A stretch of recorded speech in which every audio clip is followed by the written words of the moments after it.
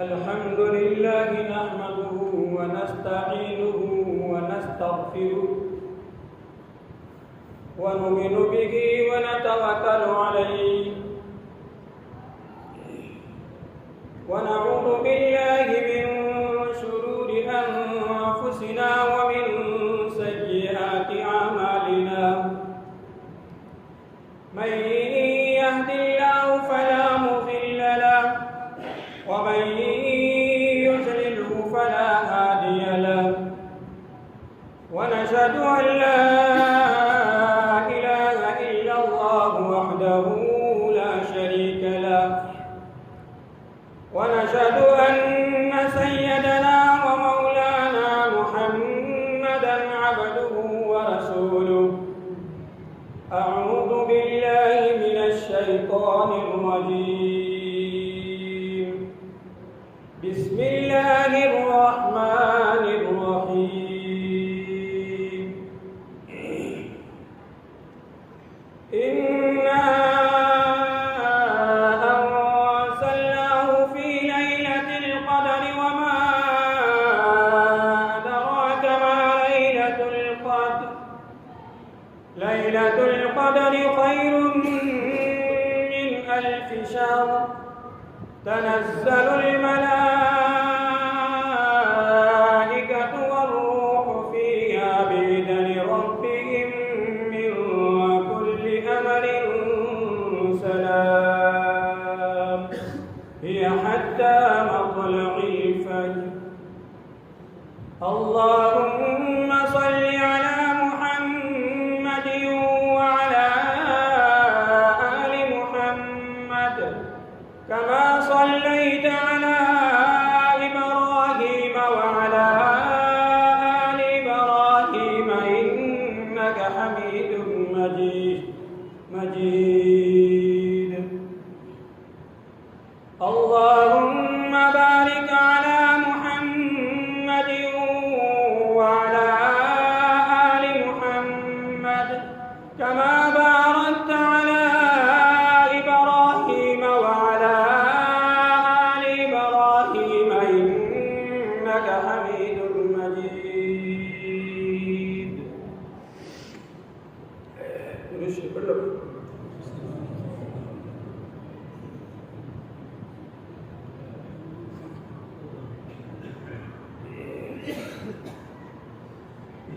मेरे अजीज मुहतरम भाई बुजुर्ग और दोस्तों, अल्हम्दुलिल्लाह आज हमारे यहाँ बहुत ही खुशी का मौका और मुकाम है कि अल्हम्दुलिल्लाह हज़रत मौलाना अब्दुल हक साहब ने माँ अपने रफ़ीक के तरावी के अंदर कुरान मजीद को मुकम्मल फरमाया।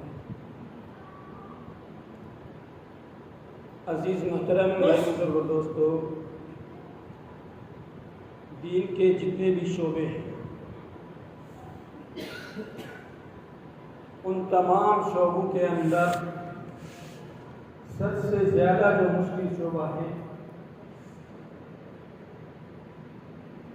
वो तरावी के अंदर कुरान का सुनाना। तरावी के अंदर कुरान का सुनाना तो बहुत मुश्किल। तबलीग करना आसान, तसनीफ़ करना आसान, तकरीर करना आसान, जुमे में बयान करना आसान, दर्स देना आसान, ये सब आसान है, लेकिन कुरान का सुनाना ये बहुत मुश्किल है।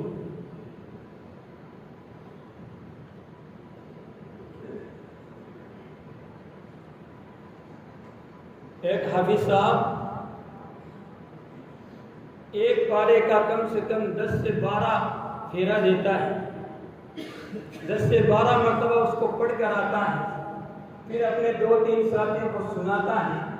उसके बाद भी यह मस्जिद के अंदर आकर खड़ा होकर हमें सुनाता है और जब तक उसका पारा मुकम्मल ना हो जाए, उस दिन का पारा मुकम्मल ना हो जाए, उसको सही से चैन और सुकून नहीं मिलता, सही से चैन और सुकून नहीं मिलता। وہ صحیح سے کھا نہیں سکتا، صحیح سے پی نہیں سکتا۔ جب یہاں تراویح کے اندر پارا مکمل کر دیتا ہے، پھر اس کے دل کو تسلی ملتی ہے، دل کو سکون ملتا ہے کہ ہاں الحمدللہ آج کا پارا صحیح سے مکمل ہو گیا۔ اور جو پڑھنے کے اندر چھوٹی موٹی غلطیاں آتی ہیں، غلطیاں آنا یہ کوئی گناہ کی بات نہیں ہے، آدمی سے نسیان ہو جاتا ہے، آدمی سے نسیان ہو جاتا ہے۔ سیدنا حضرت آدم علیہ نبینا علیہ السلام سے نسیان ہو گیا۔ تاجدار مدینہ آمنہ کے لخت جگر نور نظر محبوب سبحانی صلی اللہ علیہ وسلم 4 رکعت والی نماز پڑھا رہے ہیں، آپ نے 2 رکعت کے اوپر سلام پھیر دی۔ صحابہ کرام رضوان اللہ تعالی اجمعین نے پوچھا کہ یا رسول اللہ نماز مکمل ہو گئی یا نسیان ہو گیا؟ نماز مکمل ہو گئی یا آپ کو نسیان ہو گیا ہے؟ اللہ کے نبی علیہ السلام نے فرمایا کہ میں بھی تمہاری طرح انسان ہوں، میں بھی تمہاری طرح بشر ہوں، میں بھی تمہاری طرح انسان ہوں۔ جس طرح تم سے نسیان ہو جاتا ہے اسی طرح بعض مرتبہ مجھ سے بھی نسیان ہو جاتا ہے۔ تو قرآن سناتے وقت کسی کے غلطی آ جانا، نسیان ہو جانا یہ کوئی گناہ کی بات نہیں ہے۔ گناہ کی بات تو کیا ہے کہ قرآن کو غلط پڑھنا یہ گناہ کی بات ہے، یہ عیب کی بات۔ قرآن کو غلط پڑھنا یہ گناہ کی بات ہے، یہ عیب کی بات ہے کہ قرآن کو غلط پڑھنے سے انسان کو گناہ ہوتا ہے۔ ایک انسان قرآن پڑھ رہا ہے اور وہ کسی چیز کا قرآن پڑھنے کے اندر خیال نہیں کرتا، زبر کی جگہ زیر پڑھ لیتا ہے، زیر کی جگہ زبر پڑھ لیتا ہے، ہا کی جگہ ہا پڑھ لیتا ہے، اور چھوٹے شین کی جگہ بڑا شین پڑھ لیتا ہے۔ ایسے کرنے سے انسان کو گناہ ہوتا ہے۔ تو یہاں سنانے کے اندر جو غلطیاں آتی ہیں اس سے گناہ نہیں ہوتا، انسان کا نسیان ہو جاتا ہے، یہ کوئی عیب کی بات نہیں ہے۔ قرآن تو ایک سمندر ہے، بعض مرتبہ انسان یہ سوچتا ہے کہ اس صورت کے اندر، اس آیت کے اندر میرے غلطی آ ہی نہیں سکتی، غلطی آ ہی نہیں سکتی۔ یوں سمجھ لو کہ ایک انسان سورہ یاسین کی روزانہ تلاوت کرتا ہے، روزانہ تلاوت کرتا ہے اور اس کو اچھی طرح سے مضبوط یاد ہے، بعض مرتبہ وہ یہاں کھڑا ہوتا ہے تو اسی صورت کے اندر اس کو غلطی آ جاتی ہے، اسی صورت کے اندر اس کو غلطی آ جاتی ہے، جس کو اس کے اوپر بڑا اعتماد ہوتا ہے اور بڑا یقین ہوتا ہے۔ تو میرے عزیز محترم بھائی بزرگ اور دوستو، حضرت مولانا نے قرآن سنایا اور ہم سب نے سنا۔ حقیقت کے اندر اللہ رب العزت نے قرآن کا جو وزن اور قرآن کا جو مرتبہ اور مقام بتلایا ہے اس کو دیکھیں تو یہ ہماری گندی زبانیں اور یہ ہمارے گندے کان سننے اور سنانے کے لائق نہیں۔ قرآن کا جو مقام ہے، قرآن کا جو مرتبہ اللہ رب العزت نے اور تاجدار مدینہ آمنہ کے لخت جگر نور نظر محبوب سبحانی صلی اللہ علیہ وسلم نے جو بتلایا ہے کہ قرآن کا کیا مقام ہے، قرآن کا کیا مرتبہ ہے، قرآن کا کیا وزن ہے، اس کو دیکھتے ہوئے حقیقت کے اندر ہماری یہ گندی زبانیں اس کے پڑھنے کے لائق نہیں ہے۔ یہ تو اللہ کا کرم ہے اور اللہ کی طرف سے ہمیں توفیق ملی ہے کہ ہم سنا رہے ہیں۔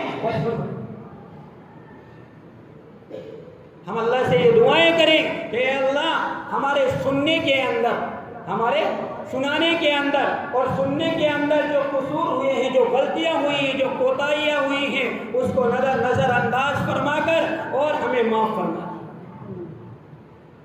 اور جو سنانے کے اندر اور سننے کے اندر جو ہم نے ہمتیں اور کارکردگی دکھائی ہے اے اللہ اس کو اپنی بارگاہ کے اندر تو کیا کر لے، قبول فرما، کیا کر لے، قبول فرما۔ میرے عزیز محترم بھائی بزرگ اور دوستو، دوسری بات کہ یہ رمضان المبارک کا مہینہ یہ اپنی آخری گھڑیاں گن رہا ہے، بالکل آخری کگار کے اوپر ہے، رخصت ہونے جا رہا ہے۔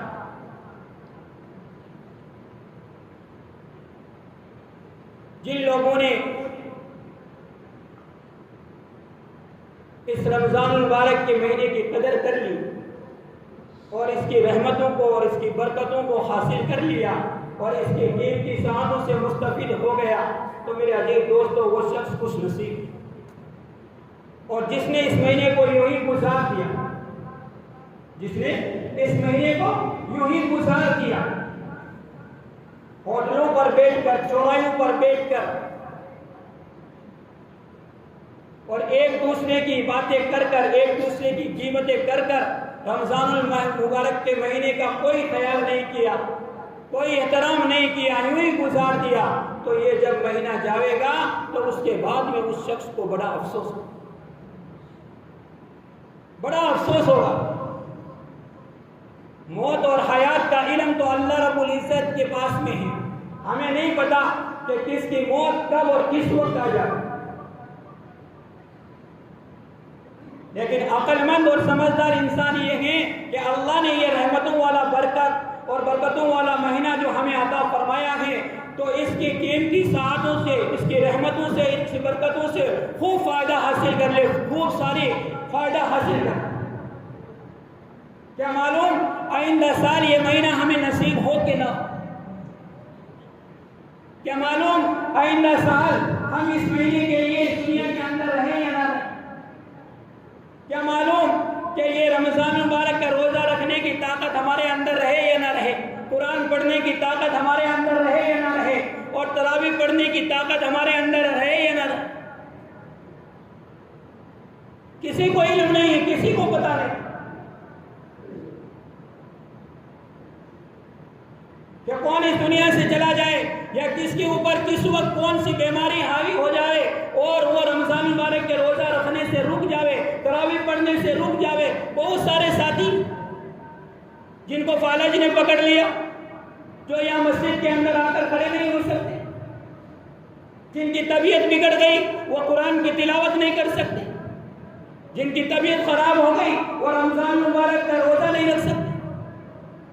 تو اللہ رب العزت نے یہ جو نعمت ہمیں عطا فرمائی ہے، اس کی ہم قدر کریں۔ اب یہ بالکل کچھ دن بچے ہیں، ان کو ہم غنیمت سمجھیں اور اس مہینے کی، ان دنوں کی قدر کر کے خوب اللہ رب العزت کے سامنے روئیں اور گڑ گڑائیں، اے اللہ یہ جتنے دن چلے گئے ہیں اس کی ہم نے ناقدری کی ہے، ہم نے قدر نہیں کی ہے، اے اللہ یہ جو دن بچے ہوئے ہیں اس کی ہمیں قدر کرنے کی توفیق عطا فرما دے، اس کے اندر ہمیں قرآن کی تلاوت کرنے والا بنا دے، ان دنوں کے اندر تیرا ذکر کرنے والا بنا دے، ان دنوں کے اندر تیرے سامنے رونے اور گڑگڑانے والا بنا دے، ان دنوں کے اندر زیادہ سے زیادہ نوافل پڑھنے والا بنا دے، ان دنوں کے اندر زیادہ سے زیادہ تیری طاعت اور عبادت کرنے والا بنا دے۔ کیا معلوم آئندہ سال یہ ہمیں نصیب ہو کہ نہ ہو؟ کس کو پتا ہے کہ میری موت ابھی نہیں آئے گی، 2 سال بعد میں آئے گی، 10 سال بعد میں آئے گی؟ کسی کو پتا نہیں۔ یہ ٹریننگ کا مہینہ ہے، یہ تربیت کا مہینہ ہے، اللہ رب العزت ہماری تربیت فرما رہے ہیں، اس مہینے کے ذریعے ہماری ٹریننگ ہو رہی ہے۔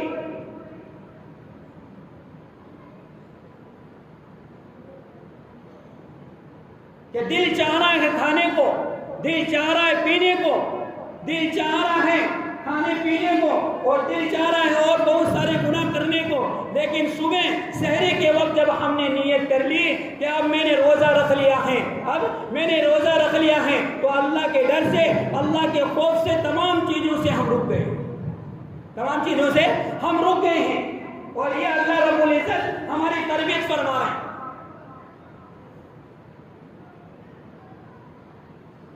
کہ نفس کے خلاف چل رہا ہے، نفس کہہ رہا ہے، نفس کی چاہت ہے کھانے اور پینے کی، لیکن روزہ رکھنے کے بعد میں یہ نفس کے خلاف چل رہا ہے، مزاج کے خلاف چل رہا ہے۔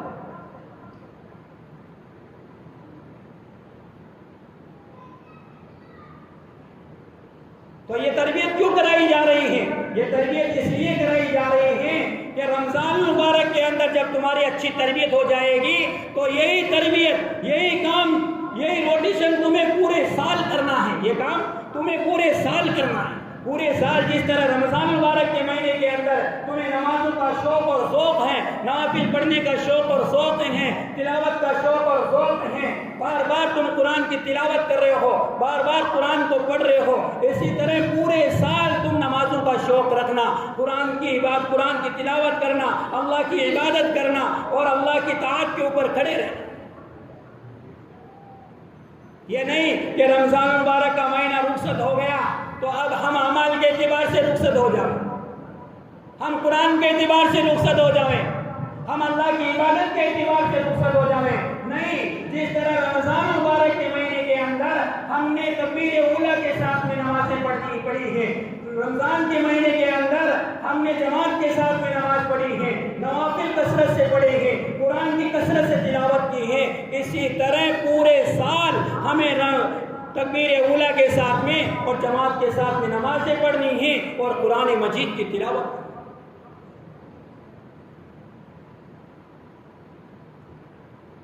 دوسری چیز، یہ شہر المواسات کا مہینہ ہے، یعنی ہمدردی اور غمخواری کا مہینہ، ہمدردی اور غمخواری کا مہینہ ہے کہ اس مہینے کے اندر ہم اپنے بھائیوں کے ساتھ میں ہمدردی دکھلائیں۔ یہ بھی ٹریننگ ہے کہ ہم اپنے بھائیوں کے ساتھ میں ہمدردی سے پیش آئیں، غمخواری سے پیش آئیں، ایک دوسرے کی مدد کریں، ایک دوسرے کی نصرت کریں، ایک دوسرے کو معاف کرنے والے بنیں۔ یہ نہیں کہ چھوٹی چھوٹی باتوں کے اوپر ہم لڑائی جھگڑے قائم کر دیں، چھوٹی چھوٹی باتوں کے اوپر ہم ایک دوسرے کو کوسنے والے بن جائیں، بلکہ آپس میں ایک دوسرے سے محبت کا معاملہ پیش کریں، ایک دوسرے سے محبت سے پیش آوے اور یہ سوچیں کہ یہ جو بھائی ہیں یہ میرا بھائی ہیں۔ اللہ کے نبی علیہ السلام نے فرمایا نا، المسلم اخو المسلم، یہ مسلمان دوسرے مسلمان کا کیا ہے؟ بھائی ہے۔ ایک مسلمان دوسرے مسلمان کا کیا ہے؟ بھائی ہیں۔ اور ایک بھائی لا یظلمہ ولا یخذلہ، کہ ایک بھائی دوسرے بھائی کے اوپر کوئی زیادتی نہیں کرتا، ایک بھائی دوسرے بھائی کی ٹانگ کھچائی نہیں کرتا، ایک بھائی دوسرے بھائی کی غیبت نہیں کرتا، اس کی عزت کو تار تار نہیں کرتا۔ بھائی کون ہوتا ہے؟ کہ بھائی وہ ہوتا ہے جو ہر وقت اپنے بھائی کے لیے مدد میں نصرت میں کھڑا ہو جائے، اور اس کے بھائی کی عزت کو کوئی اچھال رہا ہے تو اس کے دفاع کے لیے کھڑا ہو جائے۔ تو اسی طرح ایک مسلمان دوسرے مسلمان کا کیا ہے؟ بھائی ہیں۔ تو ہم ایک مسلمان دوسرے مسلمان کے ساتھ میں نہ تو کسی قسم کی زیادتی کرے، نہ اس کی غیبت کرے، نہ اس کی عزت کو اچھالے، نہ اس کے ساتھ میں اور کوئی ایسا غلط معاملہ کرے جو اس کو برا لگے، جو اس کو کیا لگے؟ برا لگے۔ ہم دردی سے پیش آئے، پیار و محبت سے پیش آئے، ایک دوسرے کے حقوق کو ادا کرنے والے بنے، ماں باپ کی خدمت کرنے والے بنے، بھائی کے حقوق کو ادا کرنے والے بنے۔ آج کیا ہے؟ بوڑھے ماں باپ بستروں کے اندر ترس رہے ہیں، رو رہے ہیں، کرا رہے ہیں کہ کوئی ہماری اولاد آئے اور ہمارے پاس میں بیٹھ کر ہم سے دو باتیں کرے، پیار و محبت کی باتیں کریں۔ ہم یہ تھوڑی دیر کے لیے سوچیں ہمارا وجود کس کی وجہ سے، ہمارا وجود کس کی وجہ سے؟ ہمارا وجود ہمارے ماں باپ کی وجہ سے ہے۔ اگر ہمارے ماں باپ نہ ہوتے تو ہم اس دنیا میں تھوڑی ہیں، ہمارے ماں باپ نہیں ہوتے تو آج اتنی بڑی جائیداد ہمارے پاس میں تھوڑی ہوتی۔ آج یہ ہم ہٹے کٹے نظر آ رہے ہیں، اس کے اوپر پورے ہمارے ماں باپ کی تربیت اور پرورش کا اثر ہے کہ ہمارے ماں باپ نے بچپن کے اندر ہمیں کھلایا، ہمیں پلایا، ہمیں پڑھایا اور اپنی گود کے اندر لے کر پورے گاؤں کا چکر کاٹے، چکر لگوائے، پورے شہر کے چکر لگوائے، جب جا کر آج ہماری اتنی بڑی ہائٹ ہوئی ہیں اور ہٹے کٹے نظر آ رہے ہیں۔ آج انہیں ماں باپ کی خدمت کرنے سے ہمیں وہ ماں باپ بوجھ معلوم ہو رہے۔ میرے عزیز محترم بھائی بزرگوں دوستو، ماں باپ کی رضا میں اللہ کی رضا ہے، ماں باپ کی رضا میں اللہ کی رضا ہے۔ اگر ماں باپ ناراض ہیں، آپ کتنے بھی نوافل پڑھ لیں، کتنے بھی تہجدیں پڑھ لیں، کتنی قرآن کی تلاوتیں کر لیں، میرے بھائیوں وہ کوئی کام نہیں دے گی، آپ کچھ کام نہیں دے گی۔ کتنا ہی صدقہ و خیرات کر دیں، کتنی مسجدیں بنا لیں، کتنے ہی مدارس بنا لیں، اور کتنا ہی صدقہ و خیرات کر دیں، کتنی ہی بیوہ عورتوں کی لڑکیوں کی تم شادیاں کر دو، بیوہ عورتوں کے گھر چلا دو، اگر اگر تمہارے ماں باپ ناراض ہیں تو وہ کوئی چیز تمہارے کام آنے والی نہیں۔ اس لیے میرے عزیز دوستو، اپنے ماں باپ کی خدمت کرو، اپنے ماں باپ کے ساتھ میں اچھا سلوک کرو، تھوڑی دیر کے لیے ان کے پاس میں بیٹھ کر گھر بیتی بات کر لیا کرو، درد کی بات کر لیا کرو، گھر کی بات کر لیا کرو، تاکہ ان کے دلوں کے اندر کوئی بوجھ ہے، کوئی غم ہے، وہ ہلکا ہو جائے۔ وہ کیا ہو جائے؟ ہلکا ہو جائے۔ اگر ایک بیٹا باپ کے پاس میں آ کر بس اتنی سی بات کہہ دے کہ کیسے طبیعت، اس باپ کا دل خوش ہو جاتا ہے اور اس کی طبیعت ہلکی ہو جاتی ہے۔ دوسری چیز، اپنے عزیز و قریب رشتہ داروں کے ساتھ میں حسن سلوک۔ رمضان کے مہینے سے یہی چاہ جا رہا ہے، رمضان کے مہینے سے یہی چیز چاہ جا رہی ہے۔ اپنے عزیز و قریب رشتہ داروں کے ساتھ میں حسن سلوک کرو، اپنی بہنوں کو اپنے گھروں پر بلاؤ، ان سے ناراض مت ہو۔ اگر بہنیں گھر پر نہیں آ رہی ہیں، فون کر کے بلاؤ کہ بہن تم گھر پر آ، آج میرے گھر پر روزہ افطاری کر، میرے گھر پر آ، آج تو میرے گھر کے اوپر پروگرام رکھا ہے، تیرے لیے دعوت رکھی ہے، تو میرے گھر پر آ۔ تو میرے عزیز دوستو، ہم ایک دوسرے کے ساتھ میں حسن سلوک کریں، ایک دوسرے کی درد کو سمجھیں، ایک دوسرے سے پیار اور محبت سے پیش۔ تیسری چیز کہ یہ مہینہ شہر القرآن یعنی قرآن کا مہینہ ہے، قرآن کا مہینہ ہے، کہ اس مہینے کے اندر ہم قرآن کی تلاوت کرتے ہیں، تو آنے والے دنوں کے اندر بھی، آنے والے مہینوں کے اندر بھی اس تلاوت کو ہم نہ چھوڑیں۔ روزانہ ہم قرآن کی تلاوت کریں، 24 گھنٹے کے اندر اگر 1 گھنٹہ یا آدھا گھنٹہ قرآن کی تلاوت کے لیے نکال دے تو کیا مشکل ہے؟ 24 گھنٹوں میں سے آدھا گھنٹہ یا 1 گھنٹہ قرآن کی تلاوت کے لیے نکال دے تو کیا مشکل؟ جو بندہ قرآن کی تلاوت کرتا ہے تو اللہ رب العزت بالکل اس کے قریب ہوتے ہیں اور اس سے بات کرتے ہیں، اس کی تلاوت کو سنتے ہیں، اس کی تلاوت کو سنتے ہیں۔ تو روزانہ ہم قرآن کی تلاوت کریں، روزانہ قرآن کی تلاوت کریں، اور کوشش یہ کریں کہ اس کے معنی اور مطالب اور مفاہیم کو سمجھ کر اس کی تلاوت کریں۔ جب اس کے معنی کو سمجھیں گے، اس کے مفہوم کو سمجھیں گے، اس کے مطالب کو سمجھیں گے، تو میرے عزیز دوستو، قرآن ہم سے کیا کہہ رہا ہے اس چیز کا ہمیں علم ہوگا۔ حالانکہ بغیر سمجھے گے بھی پڑھیں گے تب بھی ثواب سے خالی نہیں ہے، تب بھی ثواب ملے گا، لیکن سمجھ کر پڑھیں گے تو اور زیادہ اس کا اجر ملے گا، اور زیادہ ہمیں قرآن کی تلاوت کا شوق۔ تو اس لیے میرے عزیز دوستو، اس مہینے سے یہی چاہا جا رہا ہے کہ جس طرح رمضان کے مہینے کے اندر ہم نے قرآن کی بہت ساری تلاوتیں کی ہیں، بہت سارے قرآن پڑھے ہیں، تو اسی طرح پورے سال کے اندر ہمیں قرآن کی تلاوت کرنا ہے اور قرآن کو کسی حال میں نہیں چھوڑنا۔ یہ ربط قرآن سے جو ہمارا ربط ہے، یہ آخری سانس تک باقی رکھنا ہے، آخری سانس تک باقی رکھنا ہے۔ اور ہم کوشش کریں کہ جس طرح آج یہ حفاظ کرام یا کھڑے ہو کر قرآن شریف سنا رہے ہیں، تو ہم یہ کوشش کریں اور اللہ سے دعائیں کریں کہ اے اللہ میری اولاد کو بھی قرآن کا علم عطا فرما کہ وہ اس محراب کے اندر کھڑے ہو کر قرآن سنانے والا۔ بتایا کہ 3 دعائیں ایسی ہیں، 3 دعائیں ایسی ہیں لا شک فیہن، کہ ان کے قبولیت کے اندر کوئی شک نہیں ہے۔ ان میں سے ایک دعا باپ کی دعا ہے۔ جب باپ اپنی اولاد کے لیے دعا کرتا ہے تو وہ دعا اللہ کے یہاں فوراً قبول ہوتی ہے۔ اب میں اپنی بات کو ختم کر رہا ہوں، ایک بات بتلا کر، ایک قصہ بتلا کر، کہ عرب کے اندر ایک فیملی تھی، عرب کے اندر ایک فیملی تھی۔ تو اس فیملی کے اندر اس شخص کے 3 بیٹیاں تھی، ایک لڑکا تھا، اور اس شخص کی بڑی تمنا تھی کہ میں اپنے بیٹے کو حافظ قرآن بناؤں۔ وہ اللہ سے دعائیں کرتا بار بار اللہ کے سامنے روکتا کہ اے اللہ میرے اس لڑکے کو حافظ قرآن بنا دے، میرے اس بچے کو حافظ قرآن بنا دے۔ ایک دن کیا ہوا کہ اس شخص کو کسی بیماری نے پکڑ لیا، فالج اس کے اوپر گر گئے۔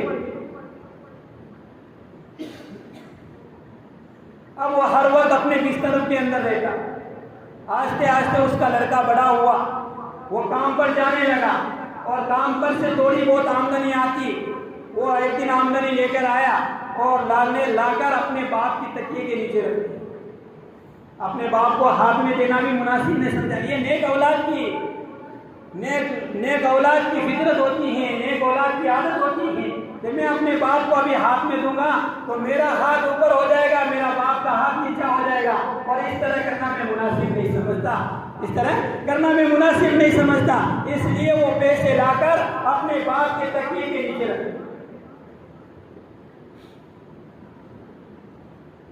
تو اس نے ایک مرتبہ وہ تکیہ اٹھا کر دیکھا تو تکیے کے نیچے پیسے ہیں۔ اس نے اپنی رفیق حیات کو بلایا کہ یہ پیسے کہاں سے آئے؟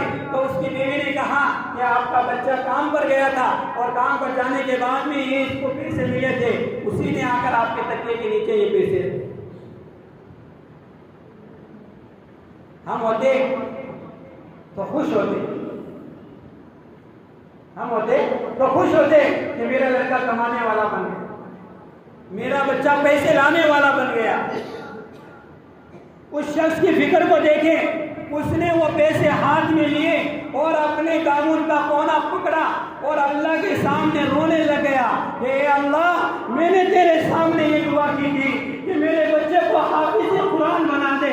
اے اللہ میں نے اپنے بچے کے لیے یہ دعا نہیں کی کہ وہ پیسہ کمانے کی مشین بنے، بلکہ میں نے تو یہ دعا کی تھی یہ قرآن کا حافظ بنے، یہ قرآن کی تفسیر کرنے والا بنے، یہ قرآن کو سمجھانے والا بنے۔ اے اللہ میرے بچے کو حافظ قرآن۔ یہ دعا کر کے کچھ دنوں کے بعد میں اس کا انتقال ہو گیا اور اس بچے کو اتنی فکر ہوئی اس باپ کے انتقال کے بعد میں کہ وہ امام صاحب کے پاس میں روزانہ آتا، وہ پورے دن کام کرتا، رات کو امام صاحب کے پاس میں بیٹھ کر حفظ یاد کرتا۔ آہستہ آہستہ وہ حافظ بن گیا۔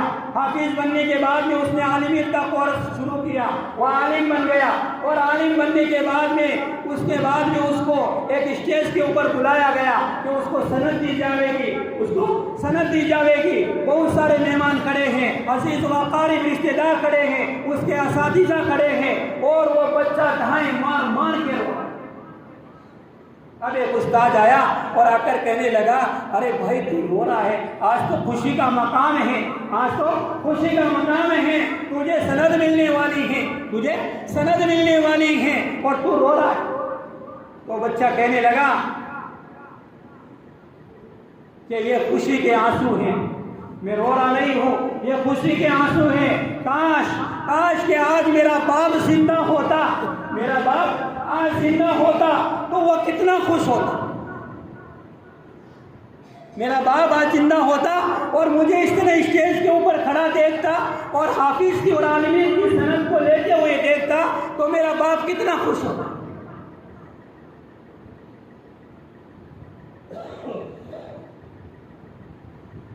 خوشی ہر گھر کے اندر ہوتی ہے، کہیں شادی ہوتی ہے تو خوشی ہوتی ہے، گھر کے اندر اولاد پیدا ہو رہی ہے تو باپ کو خوشی ہو رہی ہے، بیٹے کی شادی ہو رہی ہے تو باپ کو خوشی ہو رہی ہے۔ لیکن میرے عزیز محترم بھائی بزرگ اور دوستوں، ایک باپ کو سب سے زیادہ خوشی کب ہوتی ہے؟